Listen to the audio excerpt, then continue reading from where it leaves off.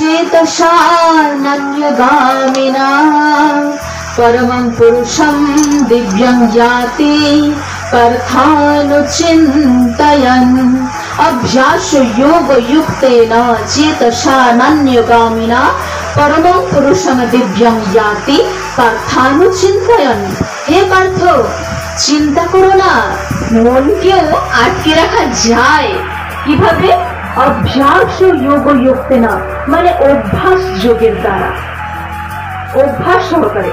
প্রথমে একটা বাচ্চা যখন অ আ ক খ যখন লিখতে শুরু করে, প্রথমেই কি লিখে ফেলে? সহজেই কি লিখতে শিখে যায়? একদমই না, সহজে লিখতে পারবেই না। প্রত্যেক দিন তাকে হাতে ধরে ধরে অভ্যাস করাতে হয়। অভ্যাস করতে করতে করতে একসময় এমন হয়ে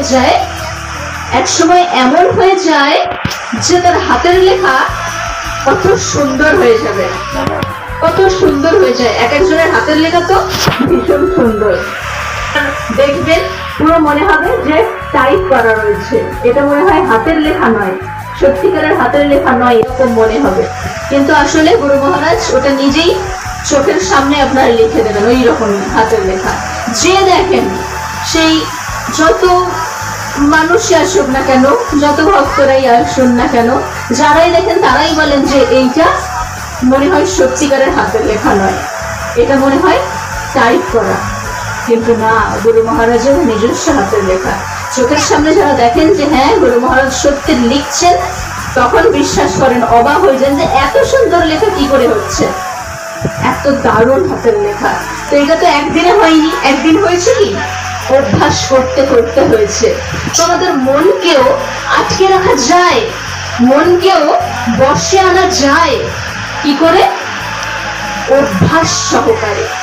প্রত্যেক দিন অভ্যাস করতে করতে করতে একসময় মন এমন হয়ে যাবে যে ভগবানের চিন্তা ছাড়া আর অন্য কোনো চিন্তা করতে ইচ্ছাই যাবে না।